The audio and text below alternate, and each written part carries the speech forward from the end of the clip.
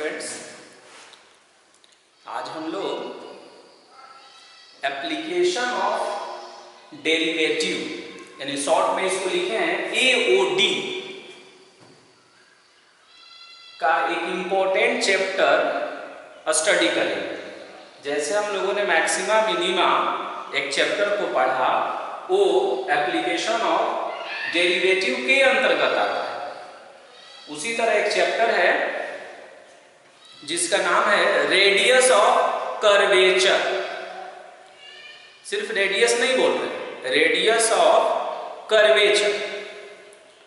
तो उस radius of curvature का एक प्रॉब्लम हमने लिख दिया है ऑलरेडी, और उस प्रॉब्लम को हम लोग डिस्कस करेंगे। इसका थ्योरी ऑलरेडी हम लोगों ने प्रीवियस वीडियो में डिस्कस कर चुके हैं। अब हम इस क्वेश्चन को करेंगे और देखेंगे कि उस थ्योरी के आधार पर इस प्रश्न को हम कैसे कर सकते हैं। एक वर्ड यहां न्यू वर्ड आपका यूज हो रहा है, रेडियस ऑफ कर्वेचर। पहले रेडियस से आप लोग ऑलरेडी परिचित है और अभी ये वर्ड है रेडियस ऑफ कर्वेचर। तो पहले इस क्वेश्चन को हम करते हैं और तब इसको प्रीवियस वीडियो से इसको कनेक्ट करते हैं। तो जब भी हमको रेडियस ऑफ कर्वेचर डिटरमाइन करना होगा तो सबसे पहले हम इक्वेशन का नेचर देखते हैं कि जो इक्वेशन दिया हुआ है वो इक्वेशन कौन से फॉर्म में। तो एक बार क्वेश्चन को हम रीड कर रहे हैं, सुनिए इसको। Find the radius of curvature. Find the radius of curvature of the curve root x plus root y is equal to 1 at the point 1/4, 1/4। कह रहा है कि इस कर्व का रेडियस ऑफ कर्वेचर निकालिए इस पॉइंट पर। तो जब हमको radius of curvature find out करना रहता है तो सबसे पहले इस इक्वेशन को देखते हैं कि वो कौन सा इक्वेशन है। तो ये इक्वेशन कार्टेशियन फॉर्म में है। कभी कभी ये चेंज भी हो जाएगा, जैसे ये कार्टेशियन है तो अभी हम लोग जस्ट इसके बाद न्यू क्वेश्चन देखेंगे तो उसमें देखेंगे कि वो इक्वेशन पैरामीट्रिक इक्वेशन है। तो पैरामीट्रिक और कार्टेशियन, इसी को अभी हम लोग डिस्कस करेंगे। जब भी हम कहेंगे कार्टेशियन तो आपके दिमाग में ऐसा आना चाहिए कि एक रिलेशन है और उस रिलेशन में x और y इन्वॉल्व है, x और y से जुड़ा हुआ एक रिलेशन। तो यहां पर कर्व का इक्वेशन दिया हुआ है और हम इसका सॉल्यूशन स्टार्ट करते हैं। रेडियस ऑफ कर्वेचर क्या है इस पर डिस्कस नहीं करेंगे, ये हम लोग प्रीवियस वीडियो से उस कॉन्सेप्ट को समझ चुके हैं। तो जो कर्व का इक्वेशन है वो है root x plus root y is equal to 1। तो पहले लिख देंगे कि given equation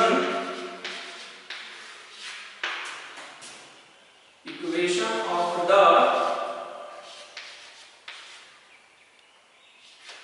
equation of the curve, उसमें ई अटैच कर लेंगे।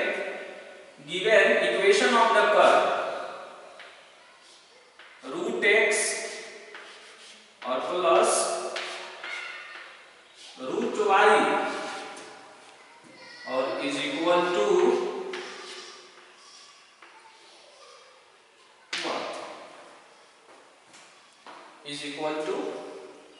1 लिखा हुआ है। अब क्या करेंगे कि जब ये कार्टेशियन फॉर्म में रहेगा और मुझे रेडियस ऑफ कर्वेचर को डिटरमाइन करना है तो पहले इसको एक बार हम डिफरेंशिएट करेंगे और डिफरेंशिएट x के रेस्पेक्ट में करेंगे। जैसे पहले हम लोग dy/dx कैलकुलेट करते थे, वैसे ही इस रिलेशन से dy/dx को कैलकुलेट करेंगे। तो हम लिख देंगे कि डिफरेंशिएटिंग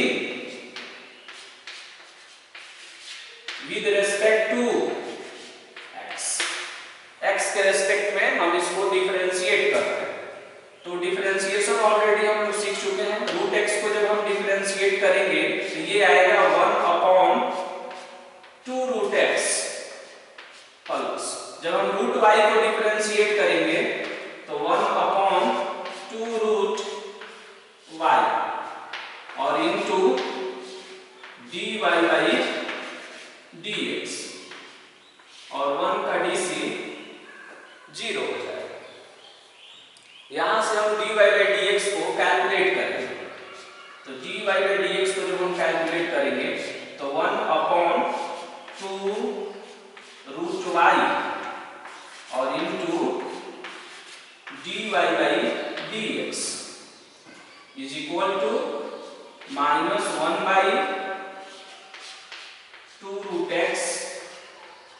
ये LHS में है, उसको हमने RHS में ट्रांसफर कर दिया। 2 से 2 कैंसिल हो जाएगा और यहां से अगर मुझे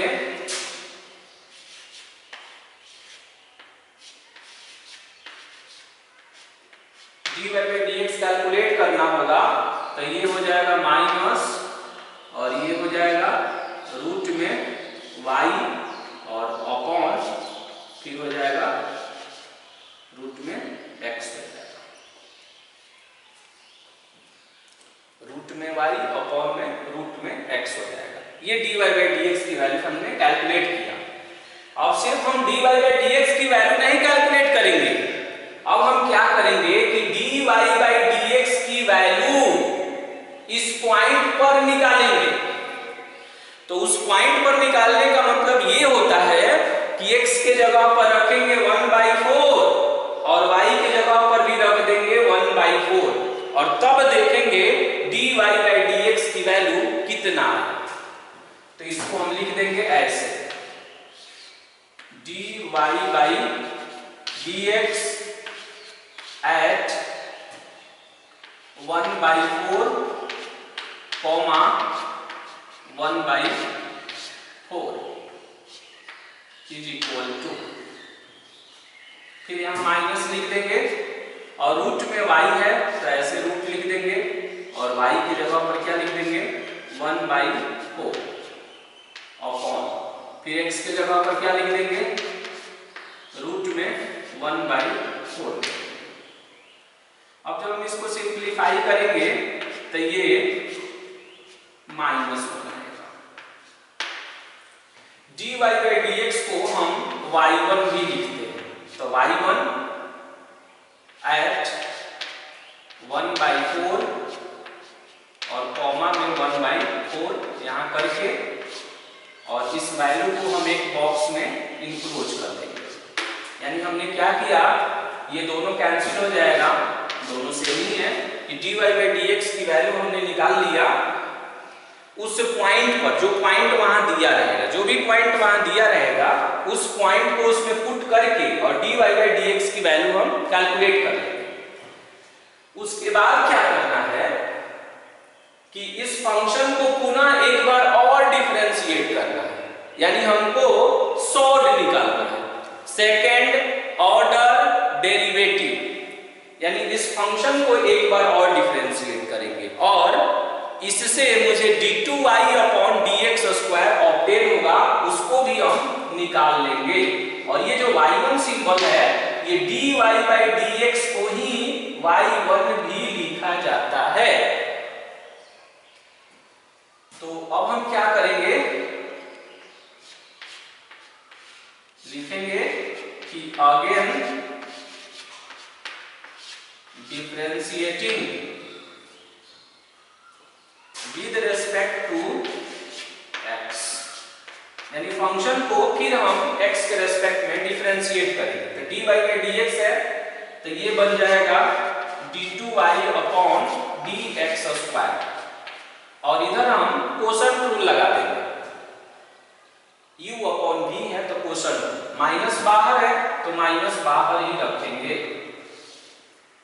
तो कोसेंट रूल का फॉर्मूला आपको याद होगा, डिनोमिनेटर और फिर डीसी ऑफ न्यूमरेटर। तो डीसी ऑफ न्यूमरेटर का मतलब होता है कि डी बाई डी एक्स, एक बार हम लिख दे रहे हैं, और रूट वाई और माइनस, इसको इंटरचेंज कर लेना है, तो रूट वाई और into D by D x और यहां लिख देंगे हम रूट एक्स, और अपॉन में हो जाएगा डिनोमिनेटर का होल स्क्वायर। तो डिनोमिनेटर में है रूट एक्स और रूट एक्स का होल स्क्वायर कर देंगे और फिर हम यहां से ब्रैकेट क्लोज कर देंगे। Denominator into DC of numerator, ऐसे करके हमने इसको डिफरेंशिएट किया। अब हम इसको और सिंप्लीफाई करेंगे। तो ये माइनस है, हम माइनस से मल्टीप्लाई कर देते हैं इसको। तो ये माइनस में हो जाएगा रूट एक्स, रूट वाई को डिफरेंशिएट करिए तो 1/2 रूट वाई, और फिर यहां पर आएगा dy बाई dx माइनस, और फिर ये माइनस से मल्टीप्लाई करेंगे तो प्लस हो जाएगा। तो ये हो जाएगा रूट वाई और रूट एक्स का हो जाएगा 1/2 रूट एक्स हो जाएगा, और फिर अपॉन में आ जाएंगे तो रूट एक्स का होल स्क्वायर है तो ये बन जाएगा सिर्फ एक्स हो जाएगा। रूट एक्स का होल स्क्वायर करेंगे तो उतना है। अब हम क्या करेंगे कि हमारे पास दो विकल्प है। अब एक विकल्प है कि इसको सिंप्लीफाई करें, या दूसरा विकल्प है कि हम इसी में वैल्यू पुट कर दें। तो एक स्टेप और हम इसको सिंप्लीफाई करते हैं। तो d2y/dx² इज इक्वल टू, तो फर्स्ट में आएगा minus root x upon 2 root y, और यहां हो जाएगा dy/dx, और फिर ये बन जाएगा प्लस हो जाएगा और 1/2, और ये हो जाएगा रूट में y और अपॉन रूट में x हो जाएगा, और अपॉन में x हो जाएगा। अब फिर क्या करना है कि सिर्फ इसको नहीं कैलकुलेट करना है, इसको सिंप्लीफाई कर भी सकते हैं और नहीं भी कर सकते हैं। अब हमको d2y/dx² को हम y2 भी लिखते हैं। तो y2 मुझे निकालना है कौन से पॉइंट पर, तो फिर वही पॉइंट जिसका कोऑर्डिनेट था 1/4, 1/4। d2y/dx² को y2 भी निकाला जाता है। अब फिर इसमें जहां जहां x है वहां 1/4, और जहां जहां y है वहां 1/4 रख देंगे, और रखने के बाद से इसको देखते हैं कि इसकी वैल्यू कितना आता है। तो माइनस है, ये हुआ रूट में 1/4 अपॉन 2, और फिर रूट में 1/4। अब यहां एक आया है dy/dx, तो dy/dx की वैल्यू ऑलरेडी हम कैलकुलेट कर चुके हैं। यही dy/dx है जिसको y1 भी कह रहे थे, इसकी वैल्यू है -1, तो डायरेक्ट हम यहां पर -1 पुट कर देंगे, इससे ये कट जाएगा। फिर प्लस 1/2, और ये हो जाएगा रूट में 1/4, फिर ये हो जाएगा रूट में 1/4, और अपॉन फिर यहाँ x की वैल्यू, तो x की वैल्यू है 1/4। अब हम इसको सिंप्लीफाई करेंगे, तो माइनस को माइनस से मल्टीप्लाई करेंगे तो प्लस हो जाएगा, तो ये बन जाएगा 1/2। ये भी दोनों कैंसिल हो जाएगा, तो ये बन जाएगा 1/2, और अपॉन 1/4। ऊपर वाले को ऐड करेंगे न्यूमरेटर को तो 1 आएगा, सिर्फ 1, और ये हो गया 1/4, और फाइनली ये इन्वर्टेंडो से 4 बन जाएगा। यानी हमने इसको भी कैलकुलेट कर लिया, y2 की वैल्यू हमने कैलकुलेट कर लिया कौन से पॉइंट पर, गिवन पॉइंट पर। जब हम ये दोनों कैलकुलेट कर लेंगे, मेन वर्क इसका यही है कि आपको फंक्शन को डिफरेंशिएट करना है। फर्स्ट टाइम जो आएगा उसमें x के जगह पर जो पॉइंट दिया हुआ है उसको पुट करके फिर दोबारा डिफरेंशिएट करेंगे, और फिर उसमें x के जगह पर 1/4 और y के जगह पर 1/4। एक बार और रिकॉल कर दे, ये सॉर्ट है, सॉर्ट मतलब सेकंड ऑर्डर डेरिवेटिव, और इसी को y2 भी लिखा जाता है सिंपल। ये dy/dx है, फर्स्ट ऑर्डर डेरिवेटिव, इसको y1 भी लिखा जाता है। इस तरह करके हमने कैलकुलेट कर लिया। अब मुझे निकालना था, मुझे तो ये दोनों नहीं निकालना था, मुझे निकालना था रेडियस ऑफ कर्वेचर। तो रेडियस ऑफ कर्वेचर अब हम कैलकुलेट करेंगे। तो जब हम कैलकुलेट करेंगे रेडियस ऑफ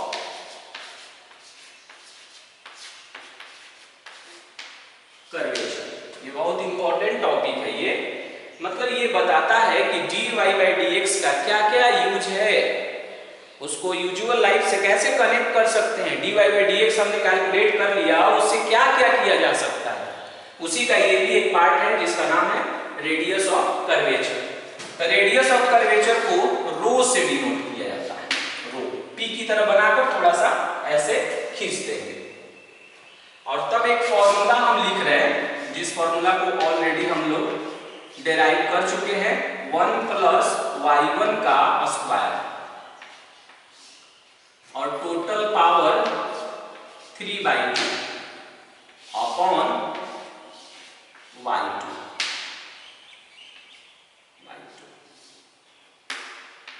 और एक्चुअल में ये जो फॉर्मूला होता है एट द गिवन पॉइंट, तो ये होता है eight the point x, y।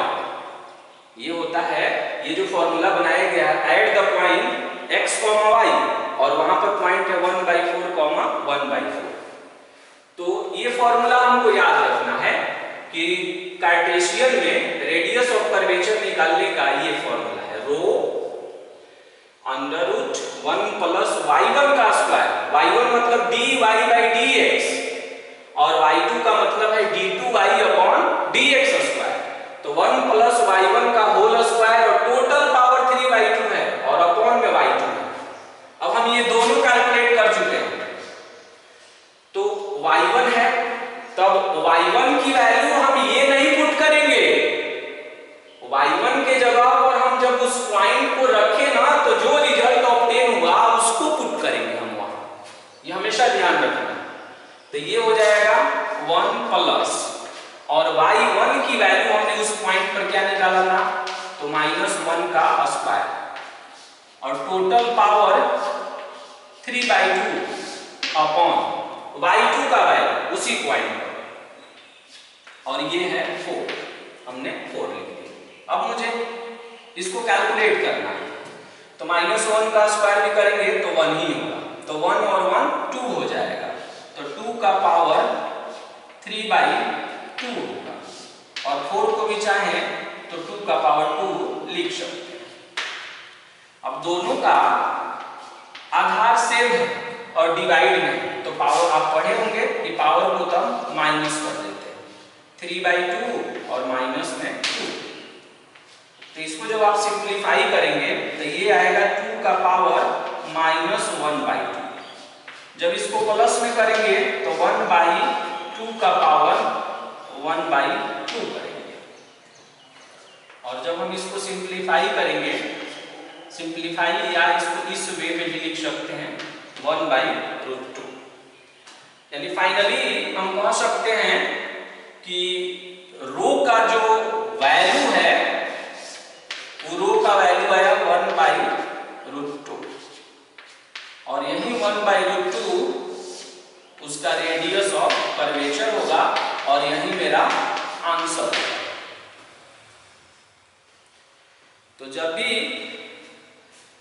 मुझसे रेडियस ऑफ कर्वेचर पूछेगा तो एक इक्वेशन दिया रहता है और वहीं पर एक पॉइंट दिया रहता है। अगर पॉइंट नहीं रहेगा, ऐसे भी क्वेश्चंस आते हैं जब पॉइंट नहीं रहेगा, तो उस कंडीशन में dy/dx जो आएगा वो सेम चीज वहां पुट कर दी जाती है, उसमें पॉइंट का कोई यूज नहीं होता है। और फॉर्मूला बस यही एक याद रखेंगे, यही फॉर्मूला हम लोग पैरामीट्रिक में भी यूज करेंगे। हालांकि बहुत सारे ऐसे राइटर हैं जो पैरामीट्रिक के लिए रेडियस ऑफ कर्वेचर का फॉर्मूला दूसरा बनाते हैं और कार्टेशियन के लिए दूसरा बनाते हैं, लेकिन हम लोग ऐसा नहीं करेंगे। बहुत सारे फॉर्मूलों को याद करने की जरूरत नहीं है, बस ये एक फॉर्मूला हम याद रखेंगे और इसी से पैरामीट्रिक वाले को भी बनाएंगे। तो ये फॉर्मूला एक बार और रिपीट कर रहा है, ये रो लिखा हुआ है, ये रेडियस ऑफ कर्वेचर का सिंबल है। ये वही चीज है, एक तरह से एक बार रिकैपिचुलेट करते हैं कि जो आप फिजिक्स में जब लेंस वगैरह पढ़ते थे तो वहां रेडियस ऑफ कर्वेचर आता था, हिंदी में उसको वक्रता त्रिज्या कहा जाता था। तो आपको समझना है कि बस वही चीज यहाँ कैलकुलेट करना रहता है। हमको जब हम रेडियस ऑफ कर्वेचर कैलकुलेट करते हैं तो पहले कर्वेचर वर्ड आता है, और कर्वेचर का मतलब ये होता है कि टर्निंग कितना है कर्व का, कोई भी कर्व कितना मुड़ा हुआ है उस बात को जानना कर्वेचर कहा जाता है। ओके, एनीवे उसको थ्योरी में आप देख लेंगे। तो ये फॉर्मूला 1 प्लस y1 का स्क्वायर यानी y1 का होल स्क्वायर ब्रैकेट क्लोज और पावर है 3/2 और अपॉन में है y2। ये ऑब्जेक्टिव में भी पूछी जाती है कि रेडियस ऑफ कर्वेचर का फॉर्मूला क्या होता है। ओके, अब हम लोग इसका पैरामीट्रिक फॉर्म देखते हैं।